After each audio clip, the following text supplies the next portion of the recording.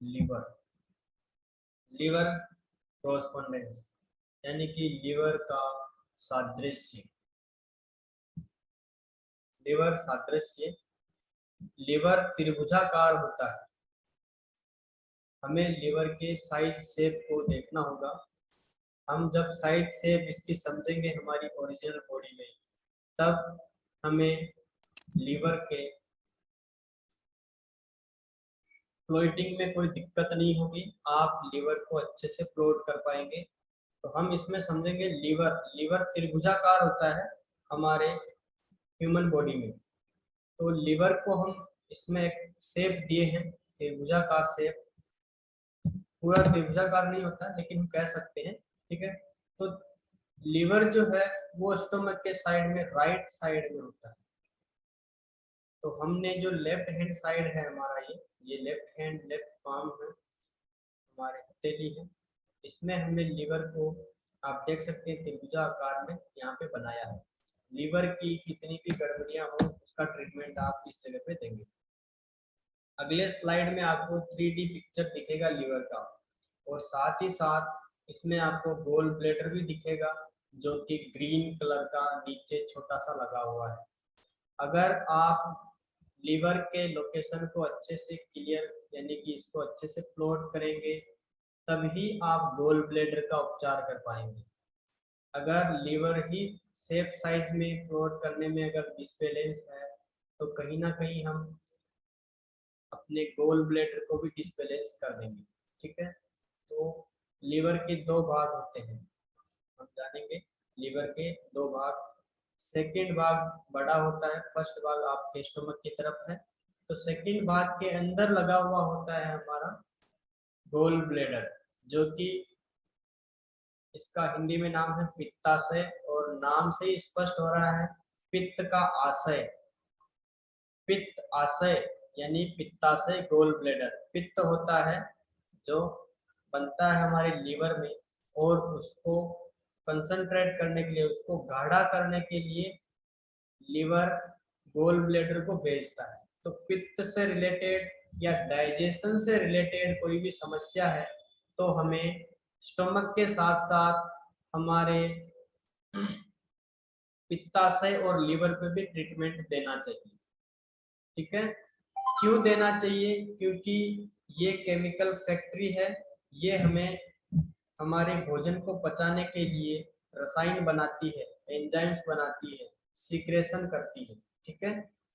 तो हमें साथ ही साथ इस पे भी इलाज देना चाहिए। ये आपको जब आप फिजियोलॉजी पढ़ेंगे, इनकी कंप्लीट फिजियोलॉजी, जो जिसका काम है, जिसका जो वर्क है, उस वर्क के हिसाब से पेशेंट आपको क्या डिजीज बता रहा है। डॉक्टर साहब, मुझे खाने के बाद, तुरंत खाने के बाद जो है दर्द होता है, यानी कि खाना खाया और दर्द होता है, और दर्द इतना भयंकर होता है कि मेरे से ना बैठा जाता है ना लेटा जाता है। वो आपको स्पष्ट बता रहा है खाना खाने के तुरंत बाद हुआ, यानी कि वो स्टोमक की बात कर रहा है, उसको नाम नहीं पता, लेकिन वो आपको डायरेक्ट इनडायरेक्ट बता रहा है पेशेंट कि मुझे स्टोमक में दिक्कत है। खाना नहीं पचता है डॉक्टर साहब मेरे। अच्छा, खाना नहीं पचता है, मतलब खाना पचाने के लिए कौन रेस्पॉन्सिबल है? खाना पचाने के लिए पहली चीज तो पहली टंकी में ही गड़बड़ हो सकती है, स्टोमक। तो आप स्टोमक पे ट्रीटमेंट देंगे, ठीक है। और पचाने के लिए यानी कौन सी चीज नहीं पच रही? साहब मुझे तला भुना खाता हूँ तब ज्यादा दिक्कत होती है। तला भुना कौन पचाता है? बाइल, हमारा पित्त। पित्त तला भुना सबको पचा देता है, यानी कि उसके पित्त प्रॉपर नहीं बन रहा है या फिर पित्त की गड़बड़ है। तो आप ट्रीटमेंट कहाँ पे देंगे? स्टोमक और आपके गोल ब्लैडर पर। इस प्रकार से हमें कॉम्बिनेशन ऑफ ट्रीटमेंट जब हम देंगे ना, तब जाके उसको पूरा आराम आएगा। यानी कि आपको डाइजेस्टिव सिस्टम का पूरा वर्क क्लियर होना चाहिए, कौन क्या काम करता है, और आपको डायग्नोस करना भी आना चाहिए। जब आप डायग्नोस अच्छे से करेंगे तभी आप उपचार अच्छे से कर पाएंगे। दूसरी चीज हम आगे देखेंगे इसमें, ये तो लोकेशन देख लीजिए। अब हम आगे बात करते हैं पेनक्रियाज, अग्नाशय, जो कि हमारी बहिस्रावी ग्रंथि है। अग्नाशय, अग्नाशय एक रस सिक्रेट करती है, और डायबिटीज के लिए भी अग्नाशय ही रेस्पॉन्सिबल है। अग्नाशय की बीटा सेल जो होती है, वो बीटा सेल इंसुलिन का निर्माण करती है, और वही इंसुलिन के निर्माण में गड़बड़ी होने से व्यक्ति को डायबिटीज होती है। शुगर, ब्लड शुगर यानी कि ग्लूकोमीटर ब्लड शुगर बताने लगेगा कि आपको एक एवरेज से ज्यादा है, यानी 70 140 से आपको ऊपर जा रहा है तो आप डायबिटिक पेशेंट हैं, ऐसा डॉक्टर बताते हैं। और हमें भी यही मानना चाहिए। दूसरी चीज हम देखेंगे, इसकी लोकेशन पे बात करते हैं।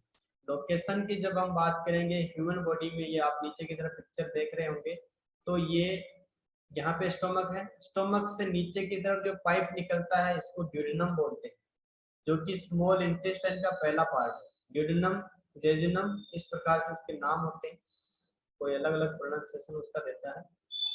ठीक है, तो आप जब इसको देखेंगे तो ये इसमें जो पहला मुड़ाव है, इसके बीच में एक पत्ते की आकार की बनी हुई है संरचना। तो हम जब इसको अपनी स्मॉल बॉडी, जिसको हम स्मॉल बॉडी कहते हैं, या अपनी हथेली है, उसमें जब इसको प्लॉट करेंगे तो एक पत्ते के आकार का बनाएंगे स्टोमक के बीचों बीच से नीचे। ये आप देख रहे होंगे, पिक्चर क्लियर है, आ रहा है ना? तो पेनक्रियाज को आपको अच्छे से लोकेट करना है। अब डायबिटिक पेशेंट जो है, या जिसका पेनक्रियाटिक जूस, डॉक्टर बोल रहे हैं कि अच्छे से वर्क नहीं कर रहा है पेनक्रियाज, पेनक्रियाटिक जूस नहीं बन पा रहा है, उसके लिए आप इस जगह पे ट्रीटमेंट करेंगे। ये भी हमारे डाइजेशन में काफी मदद करता है। पेनक्रियाज हमने देखा, यहाँ पे आप और अच्छे से समझ सकते हैं, और भी आपको 3D पिक्चर क्लियर हो रहा होगा, है ना?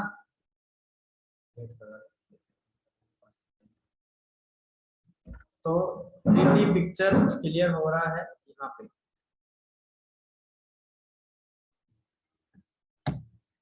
अगला हम देखेंगे लार्ज इंटेस्टाइन, बड़ी आंत। बड़ी आंत के क्रॉसपोंडेंस कैसे होगा उसको हमने रेखांकित किया है, एक सीधे लाइन के द्वारा हमने उसमें समझाया है। लार्ज इंटेस्टाइन को अगर हम 3D में देखेंगे तो अगले स्लाइड में आपको स्पष्ट होगा 3D भी। ये हमने इसको कुंडली नुमा बनाया है।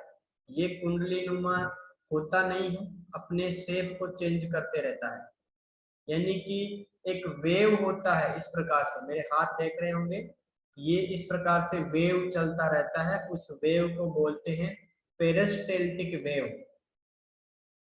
पेरिस्टेल्टिक वेव यानी कि क्रमांकुंचन गति। ये क्रमांकुंचन गति हमारे मल को, जो अपशिष्ट पदार्थ बचा हुआ है, उसको आगे पहुंचाने की, यानी कि रेक्टम मलाशय तक पहुंचाने में काम करती है। एक वेव होती है जो निरंतर मल को धीरे धीरे धीरे आगे की तरफ खिसकाते रहते हैं। ठीक है, और क्या करते हैं हमारे लार्ज इंटेस्टाइन? हमारे लार्ज इंटेस्टाइन एक श्लेष्मा छोड़ता है, तरल पदार्थ, जिससे हमारे आंतों के अंदर जो मल है वो चिपके नहीं और आसानी से आगे की तरफ खिसक जाए। अब किसी को हार्ड स्टूल हो रहा है, मान लीजिए, ये हम थोड़ा सा इसके फिजियोलॉजी पे बात कर रहे हैं, फिर इसके स्ट्रक्चर को भी समझेंगे। किसी को हार्ड स्टूल होता है, डॉक्टर साहब बहुत परेशानी होती है, सुबह आधे आधे घंटे तक मैं बैठा रहता हूँ, ऐसे पेशेंट आपको बताएंगे, बिल्कुल क्लियरली बताएंगे। ठीक है, कि डॉक्टर साहब बहुत प्रॉब्लम है, मैं तो आधे घंटे तक अंदर बैठा रहता हूँ, मुझे प्रेशर ही नहीं बन रहा। प्रेशर बनता है तो स्टूल हार्ड होता है, इतना हार्ड होता है कि मुझे ब्लीडिंग हो जाती है। आपको क्या बता रहा है पेशेंट? कि उसके जो है, एक तो पेरिस्टेल्टिक वेव सही नहीं है, एक जो है वहां पे थोड़े से नमी की कमी हो गई है, जो वहां पे लुब्रिकेशन होता है आंतों के बीच में वो सूखने लगता है। तो आपको पेशेंट को सवाल करना होगा कि आप पानी कितना पीते हैं साहब। पेशेंट बोलेगा साहब पानी तो मैं पी लेता हूँ, 2-3 गिलास 4 गिलास तो पी लेता हूँ। अच्छा सा, अगर आप 2-4 गिलास पानी पिएंगे तो आंतों में नमी कहाँ से आएगी? यानी कि एक पैरामीटर आपको लेके चलना है। जो बीमारी आपको बता रहा है ना पेशेंट, हो सकता है उसके खान पान में गड़बड़ी हो, तरीका भी सही ना हो। अगर खाने का तरीका, पानी पीने का तरीका वह सही नहीं है तो बीमारी तो होगी। तो इस इलाज के साथ साथ आपको उसको कहीं ना कहीं उसकी हैबिट को भी चेंज करना पड़ेगा। उससे इसी के रिलेटेड सवाल करने हैं। हार्ड स्टूल है, पतला कहाँ से होगा? पानी से। लार्ज इंटेस्टाइन का वर्क क्या होता है? यानी कि स्टूल जो होता है, जो लास्ट हमारा पार्ट बचता है उसको अपने अंतिम, तो ये जो लार्ज इंटेस्टाइन है इसका काम है कि भोजन जो हमने किया है उससे जो अपशिष्ट पदार्थ बचा है उस अपशिष्ट पदार्थ को आगे की तरफ ले जाना, है ना। इससे पहले का एक पार्ट बीच में छूट गया है जो कि स्मॉल इंटेस्टाइन होता है। हमने यहाँ पे बड़ा इसलिए इसको बड़ी आंत को पहले इसलिए लिया है कि आपको छोटी आंत भी समझ में आ जाएगी, है ना। तो बड़ी आंत का काम होता है जो अपशिष्ट पदार्थ है उसको शरीर से बाहर निकालना, उसमें से थोड़ा सा वाटर भी एब्जॉर्ब कर लेना, जो वाटर बचा हुआ है उसको एब्जॉर्ब कर लेना। तो अब हम इसकी शेप की तरफ आते हैं। इससे रिलेटेड जो भी ये जो फंक्शन जो भी करता है, इसका जो काम है उस फंक्शनिंग में अगर गड़बड़ है, फिजियोलॉजी डिसबैलेंस है, तो आपको उसी ऑर्गन के ट्रीटमेंट पे जाना है। ठीक है। लोकेशन कहाँ पे होगा? लोकेशन के लिए आप देखेंगे स्टोमक से नीचे और लिवर के जस्ट पास में, ये बीचों बीच जो है ट्रांसवर्स कोलन है, और नीचे हमारे राइट साइड से ये अपेंडिक्स है। यहाँ अपेंडिक्स से ऊपर में इलियक वॉल जो होता है ये यहाँ पे होता है इलियोसिकल वॉल। ये लार्ज इंटेस्टाइन में खुलता है स्मॉल इंटेस्टाइन, है ना, उसका वॉल होता है। यहाँ से एक ऊपर लाइन आप देख रहे होंगे, इसमें कुंडलीनुमा के ऊपर स्ट्रक्चर जाता है, इसको हम बोलते हैं असेंडिंग कॉलम। लार्ज इंटेस्टाइन में असेंडिंग कॉलम की अगर कोई समस्या है तो आप उसका ट्रीटमेंट यहाँ पे देंगे। अगर उसने कॉलम का कुछ करवाया हुआ है, जैसे कि हम देख सकते हैं अगर इसमें सूजन वगैरह है तो वो हमारे सोनोग्राफी में आ जाएगा। यहाँ से हम इधर जाएंगे लेफ्ट की तरफ, तो इसको पूरे ऊपर जो आपको दिख रहा है जहाँ पे कर्सर घूम रहा है इसको ट्रांसवर्स कॉलम बोला जाता है। इससे नीचे जाएंगे डिसेंडिंग कॉलम, और ये आपका रेक्टम जो है ये मला से आ जाएगा। ठीक है। और गुदा जो द्वार है वो पीछे की तरफ होगा। इसमें हमने उसको घुमाने का जो स्लाइड में अच्छे से नहीं बन पाएगा इसलिए इसको छोड़ दिया। 3D पिक्चर आपके सामने है। आंत हमारी इस प्रकार से होती है। अगला हम देखेंगे स्मॉल इंटेस्टाइन, छोटी आंत। छोटी आंत के क्रॉसपोंडेंस की तरफ बात करेंगे। छोटी आंत हमारे स्टोमक से निकलती हुई नाभि के इर्द गिर्द चारों तरफ एक कुंडलीनुमा आकार में होती है। छोटी आंत का क्या काम है? तो छोटी आंत पचे हुए भोजन को एब्जॉर्ब करती है। अवशोषण का काम स्मॉल इंटेस्टाइन का है। पेशेंट आए हैं कि डॉक्टर साहब मेरा वेट गेन नहीं होता है, मेरे को कमजोरी लगती है, मैं खाता बहुत हूँ पर लगता नहीं है। अच्छा, आपको लगता नहीं है तो जरा उसके स्मॉल इंटेस्टाइन पे ट्रीटमेंट दीजिए, 2-4 महीने देना पड़ेगा, लगने लगेगा। अगर जो इसी की प्रॉब्लम है ना, तो हमें उसके फंक्शनिंग के हिसाब से फिजियोलॉजी भी हमें पता होनी चाहिए। जब फिजियोलॉजी पता होगी तभी हम ट्रीटमेंट सही जगह पे दे पाएंगे, अन्यथा हमारा ट्रीटमेंट गलत हो जाएगा। तो स्मॉल इंटेस्टाइन का आप देख रहे हैं कि बड़ी आंत के बीचों बीच सिमटे हुए रहती है। 3D पिक्चर 3D पिक्चर आपके सामने है, बाकी सभी ऑर्गन के साथ। तो लार्ज इंटेस्टाइन के बीचों बीच कुंडली नुमा ये आकृति होती है, इसको हम बोलते हैं स्मॉल इंटेस्टाइन। ठीक है, इसके 3 भाग होते हैं, हमने ये बात किए थे। जो स्मॉल इंटेस्टाइन से रिलेटेड प्रॉब्लम है, पेट में गुड़गुड़ होना, आवाजें आती है, वो सारी चीजें, एब्जॉर्ब नहीं होना, यानी कि कुपोषण के शिकार है रोगी, खाते पीते बहुत है, डॉक्टर साहब हम तो खाते पीते घर के हैं लेकिन हमारे को लग नहीं रहा, लगने के लिए आपको ट्रीटमेंट करना होगा स्मॉल इंटेस्टाइन का। इसके बाद कल हम चर्चा करेंगे यांग साइड ऑफ द बॉडी, यानी कि हमारे शरीर के पिछले हिस्से के जो ऑर्गन हैं उनके बारे में बात करेंगे। अब सवाल जवाब का सेशन शुरू करते हैं। तो आप में से अभी तक जो जो पढ़ा उनमें से किसी को कुछ समझ में नहीं आया हो तो आप सवाल पूछ सकते हैं। जी, एनीवन? ये छोटी हाथ सर बड़ी हाथ का सेकेंडरी ट्रीटमेंट और प्राइमरी ट्रीटमेंट कौन सा होता है, ये थोड़ा तो मैंने बताया था लेफ्ट राइट के हिसाब से, सेकेंडरी और प्राइमरी नहीं होता है।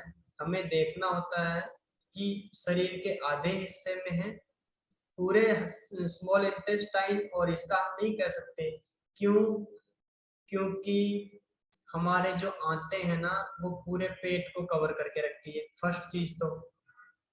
अब हमारे लार्ज इंटेस्टाइन में अपेंडिसाइटिस में प्रॉब्लम है तो उसका प्राइमरी सेकेंडरी होगा, वो हम पूरे लार्ज इंटेस्टाइन पे ट्रीटमेंट नहीं देंगे, वो हम कहाँ पे देंगे, लार्ज इंटेस्टाइन में जो हमारे अपेंडिसाइटिस होता है, अपेंडिक्स जो है आंत्रपुच्छ, वो कहाँ पे होता है आप ही बताइएंगे।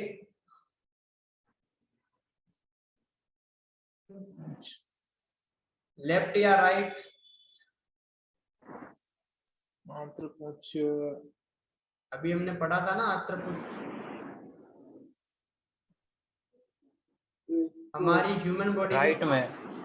हाँ राइट में हमने बताया राइट में, चलिए गुड।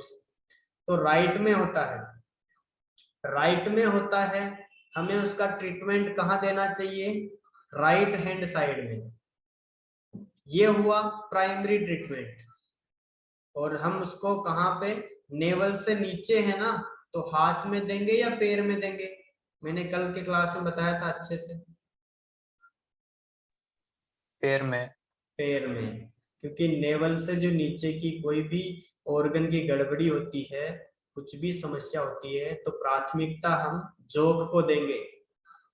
जोक यानी कि पैर, सू यानी कि हाथ, सू जोक, हाथ और पैर, इन दोनों पे उपचार देने की जो पद्धति है उसको सुजोग थेरेपी, सुजोग चिकित्सा बोला जाता है ना। चलिए ये हो गया। अब लार्ज इंटेस्टाइन में अगर किसी को डिसेंडिंग कोलन में प्रॉब्लम है, सूजन आ गई मान लीजिए, है ना, तो सूजन को कम करने के लिए आप कहाँ पे ट्रीटमेंट देंगे, लार्ज इंटेस्टाइन में ही देना है, वो देना है हमें लेफ्ट हैंड साइड में। लेफ्ट हैंड साइड में बोले तो पैर के तलवे में। अगर जो नाभि से ऊपर की समस्या है उसका नाभि के ऊपर से भी होता है लार्ज इंटेस्टाइन, वहां पे अगर घुमाव जहाँ पे हो रहा है ट्रांसवर्स कॉलम से डिसेंडिंग कॉलम की तरफ, वहां पे अगर दिक्कत है, वहां इन्फेक्शन है, सूजन है, तो हम हाथ में देंगे, और आप हाथ और पैर दोनों में भी देंगे तो भी कोई समस्या नहीं। लेकिन हम लेफ्ट हैंड साइड की प्रॉब्लम है, डिसेंडिंग कॉलम हमारे लेफ्ट हैंड साइड में होता है लार्ज इंटेस्टाइन का, और हमारे अपेंडिसाइटिस जो अपेंडिक्स होती है वो हमारे होती है राइट साइड में। ऑर्गन एक ही है, वो पूरे तरफ कवर कर रखा है, तो प्राइमरी सेकेंडरी जो है वो चेंज हो जाएगा। मैं कहूं कि लार्ज इंटेस्टाइन का ट्रीटमेंट राइट साइड में प्राइमरी है, नहीं, ऐसा नहीं। इसी में मैंने उदाहरण के साथ बताया कि लार्ज इंटेस्टाइन में ही प्राइमरी सेकेंडरी चेंज हो रहा है। ये टर्म एंड कंडीशन के अकॉर्डिंग होता है, जो कंडीशन बीमारी की है, जो पेशेंट की है, उसी के हिसाब से वो जगह चेंज हो जाएगी, तो हमें प्राइमरी सेकेंडरी भी चेंज करना पड़ेगा। ओके, इसके लिए आपको एनाटॉमी अच्छे से पढ़नी पड़ेगी और डायग्नोस करने के लिए आपको अच्छे से फिजियोलॉजी को समझना होगा। ठीक है, रिपोर्ट्स देखना आना चाहिए। बहुत सारी चीजें होती है, उसको कॉम्बिनेशन में हम जब एक साथ मिलाते हैं तब हम डायग्नोस की तरफ पहुंचते हैं। और जब बीमारी की जड़ कोई पकड़ लेता है तो ठीक करना आसान है। एक मेथी का दाना भी आप यूज करेंगे तो भी लाभ अच्छे से होगा, अमेजिंग रिजल्ट्स होंगे। ठीक है, अगला सवाल। अगर रिप्रोडक्टिव ऑर्गन में प्रॉब्लम होगी तो उसका ट्रीटमेंट कहाँ पे देंगे अपन? हाँ, रिप्रोडक्टिव ऑर्गन कहाँ पे होते हैं? रिप्रोडक्टिव ऑर्गन का भी आगे हम इसे पढ़ेंगे। वो होता है शरीर के बीचों बीच, यानी कि नाभि से नीचे। अब रिप्रोडक्टिव ऑर्गन में अगर हम गर्ल्स में या महिलाओं में लेंगे तो उसमें ओवरी होती है दोनों तरफ, लेफ्ट एंड राइट। अब आपने सोनोग्राफी करवाई, सोनोग्राफी में आपको शो हुआ कि लेफ्ट ओवरी के अंदर सिस्ट बना हुआ है, गांठें। कहाँ पे इलाज देंगे? और वो गर्ल्स को प्रॉब्लम है पीरियड्स की, और उसको प्रॉब्लम होती है पीरियड्स के टाइम, दर्द ज्यादा होता है, ब्लीडिंग में क्लॉट आते हैं, ऐसे सिम्टम्स होंगे, पेन बहुत भयंकर होता है। इलाज कहाँ पे देंगे आप ही बताएंगे।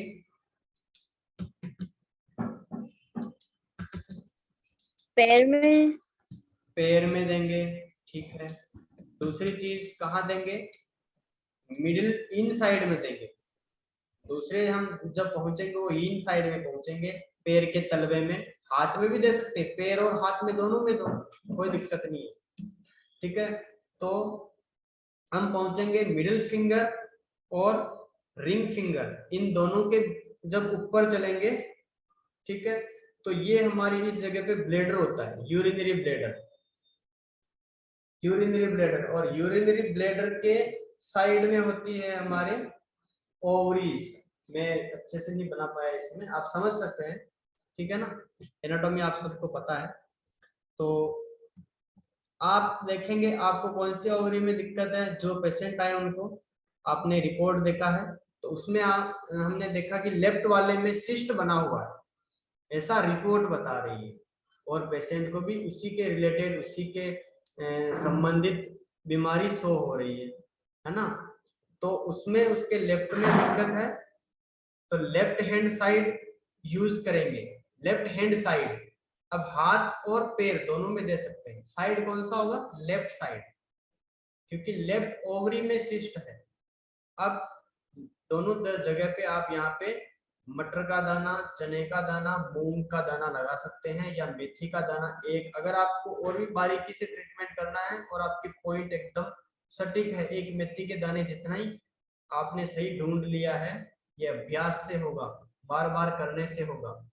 ठीक है, तो अगर आपने लिया है तो फिर आपको एक ही मेथी के दाने से रिजल्ट मिलेगा। ओके, तो वो आपको मिडिल फिंगर और रिंग फिंगर के बीच में उसको हम लैंडमार्क के थ्रू लोकेट करेंगे और उस जगह पे हम पॉइंट लगा देंगे। चाहे आप दबाव दो, चाहे आप ठीक कलर है। यूज करो, मैग्नेट यूज करो, कुछ भी करो, ट्रीटमेंट होगा, क्योंकि आपने डायग्नोज सही किया है, सही जगह पे इलाज दिए हैं। तो रिप्रोडक्टिव ऑर्गन कोई लेफ्ट राइट या फिर ऐसे नहीं होगा, उसको भी हमें अच्छे से समझना होगा।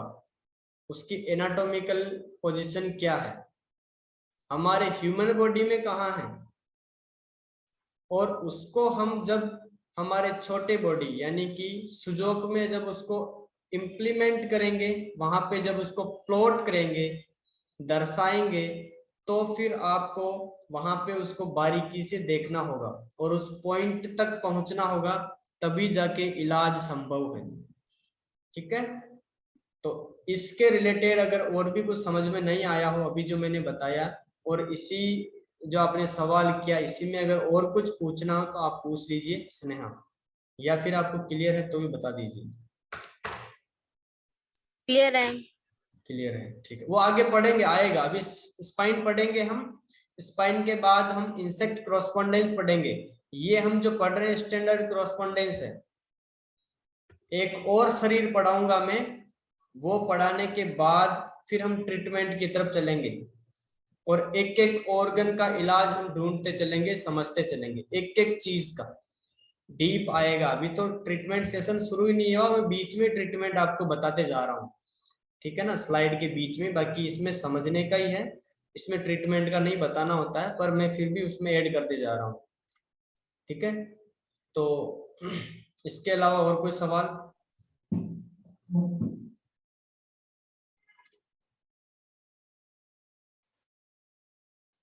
गुंजन अभी तक पढ़ा वो समझ में आया? हाँ वो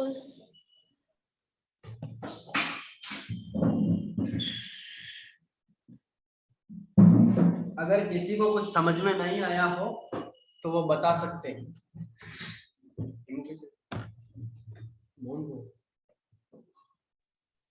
सर ये लीवर का मतलब सेकेंडरी ट्रीटमेंट देना यूं थोड़ा इम्पोर्टेंट है, ऐसा क्यों? किस चीज का? लीवर का। लीवर का मैंने बताया तो था कल, मैंने हाथ ऐसे करके बताए थे ना। लीवर कौन से साइड में है? राइट साइड में। हाँ, right side, right hand side में है लीवर, और डायफ्राम के जस्ट नीचे ही है। तो हमारा डायफ्राम कलाई हो गया। राइट साइड में तो हमें प्राइमरी देना चाहिए राइट साइड में, लेकिन राइट साइड में ये अपवाद है, यानी कि ओवरलैप कर रहा है लंग्स। मैंने ओवरलैप का अच्छे से समझाया था। तो ओवरलैप कर रहा है तो हमें यहाँ तो देना ही है, लेकिन उसको ज्यादा महत्व हम कहाँ देते हैं? हमारे लेफ्ट हैंड साइड में, स्मॉल फिंगर साइड। जी सर। ओवरलैप होने के कारण प्राइमरी से ज्यादा महत्व हम सेकेंडरी को देते हैं, क्योंकि यहाँ ओपनली आप कर पाएंगे। ठीक है सर। इसके बाद भी अगर कोई कंफ्यूजन हो तो बताइए, मैं उसको क्लियर करने के लिए तैयार हूँ।